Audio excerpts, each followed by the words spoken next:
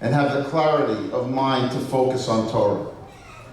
Let me share with you a story that hopefully will illustrate how the dichotomy of sadness and joy can be merged and perhaps better understood.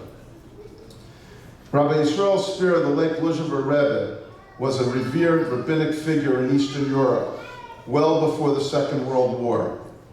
During his internment at various concentration camps, the Rebbe was guide, father, and source of inspiration to thousands.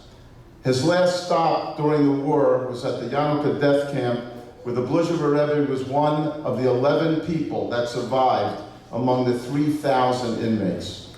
In Yanuka, on the night of January 13, 1943, a capo entered the barracks where the Rebbe slept and called for the Rebbe to come forward. Everyone thought that the Rebbe was being singled out for torture, so no one, including the Rebbe, moved. However, the capo, himself a Jew, assured everyone that he had come only to deliver an important message to the Rebbe. The Rebbe then rose from his bed and came forward. The capo handed the Rebbe a crumpled envelope which contained a piece of paper on which someone had hurriedly scribbled a note. The note read, January 13, 1943. My dear Rabbi Yisrael Spear, may you enjoy a long and happy life. They have just surrounded the bristle factory in which some 800 of us have been working. We are about to be put to death. Please, dear Rabbi, if you should be found worthy of being saved, and if you should be able to settle in the land of Israel, then have a little marker put upon our holy soil as a remembrance of my wife and me.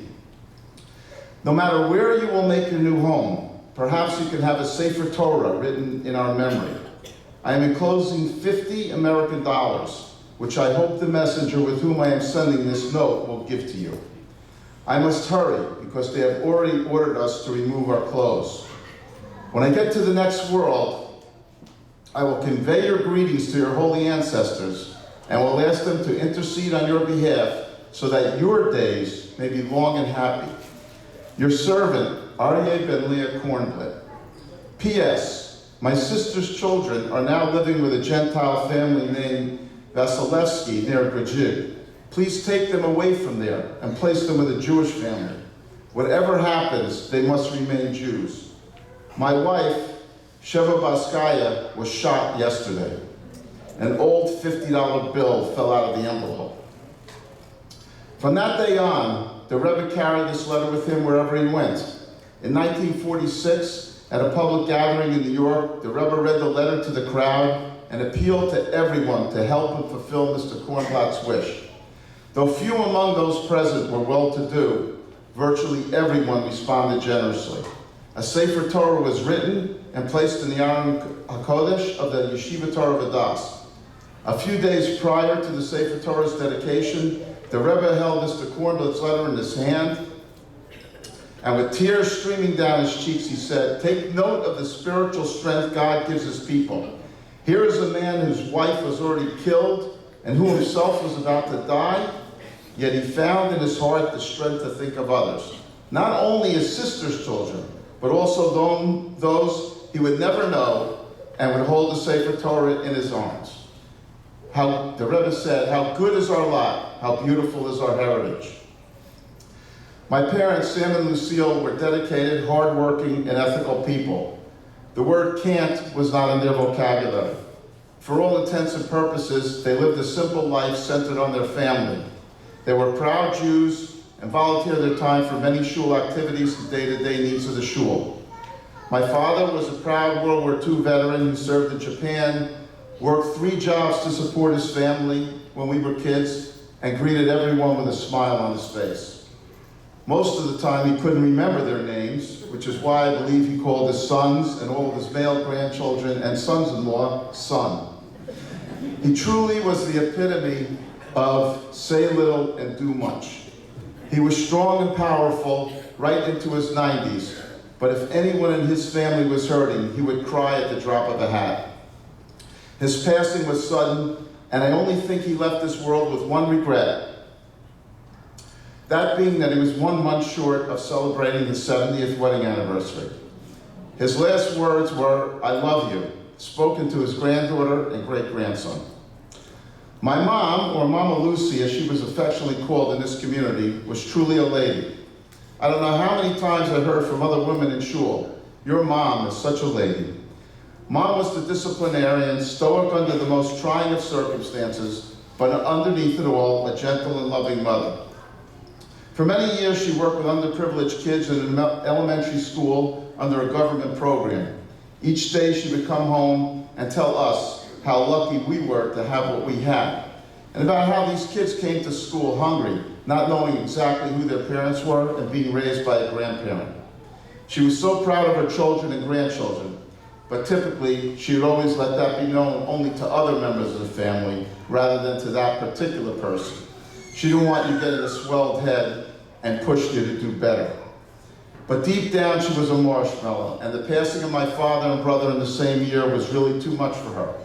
I believe that as much as any of the maladies of old age, she died of a broken heart. Not coincidentally, her last words were also, "I love you," to me, about a half hour before she took her last breath. My brother Steve was the bachur of the family. Steve didn't just enter a room, he was a presence. You knew he was there. I said of my father that he epitomized say little and do much. Steve was more like say much and do much. He was physically big, and I believe that most of that big body was all heart. He was always willing to help others or contribute any way that he could to someone in need. We were business partners for 44 years. We argued, we fought, we disagreed, but we loved each other dearly. We never held a grudge against each other, and we never carried it over into the next day. As a matter of fact, probably the last 10 years that we worked together, we were relatively calm with each other. I attributed that to the fact that we probably argued about everything that mattered, and at that point, were respectful of each other's opinion.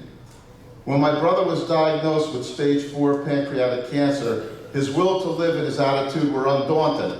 He was convinced that against all odds, he could beat this horrible disease.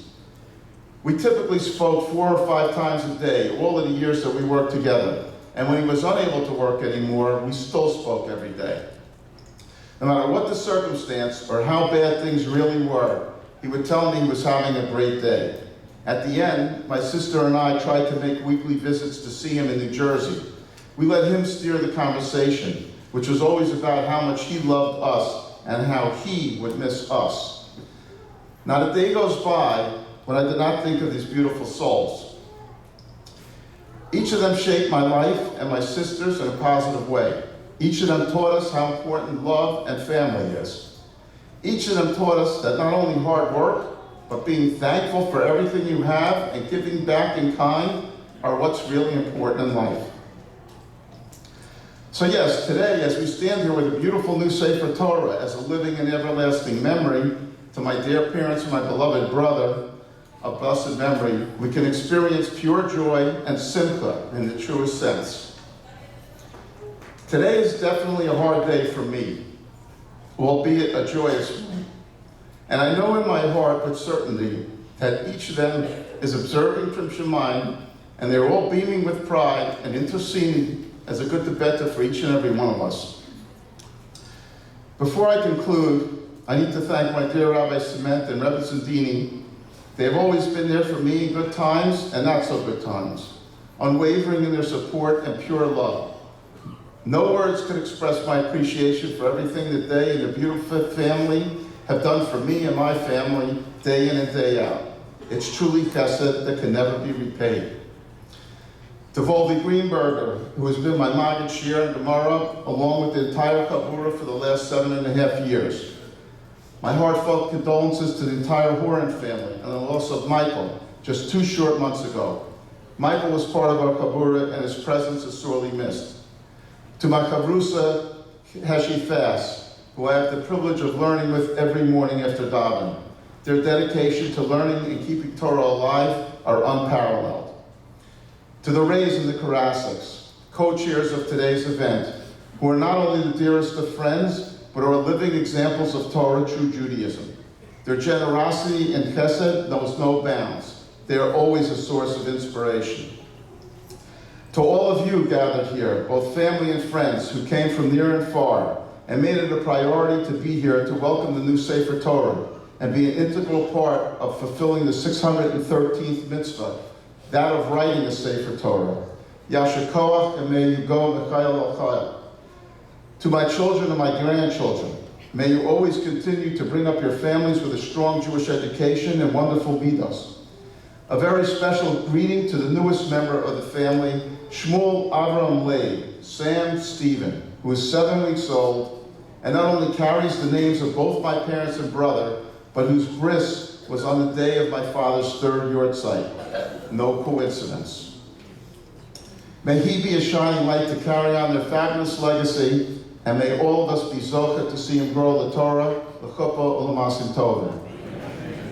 To my sister-in-law Joanne, who instantaneously became a part of this project the moment she was asked. I spoke with Joanne this morning, and although she was unable to make it today, I know that she is here with us today in heart and spirit. To my sister Lynn and brother-in-law Artie, what can I say? Anything that I could muster up would be shallow. If you want to talk about kibbutz ve'aim, you'll find no greater example than these two and how they treated my parents. May the reward of arichas yamim, long life, be theirs for the way they perform this mitzvah. Lastly, and of course not least, I want to thank my dear wife, Marlene. She's in every way an Ezer Kenegdo and an Eshes Chayil. Learning and living Torah is only possible with the complete and unwavering support of a true Eshes Chayil like Marlene, who sacrifices of herself in so many ways. Marlene always made sure that my parents were at our Shabbos table every Friday night, and that Mom had a place to live in our house once Dad passed away. I love you for what you do, and may Hashem reward you with arichas yamim and besoros tovos. And may all of us merit to join in the joyous song of the Torah, as expressed so appropriately by the Bosh of Rabbi, how good is our lot, how beautiful is our heritage.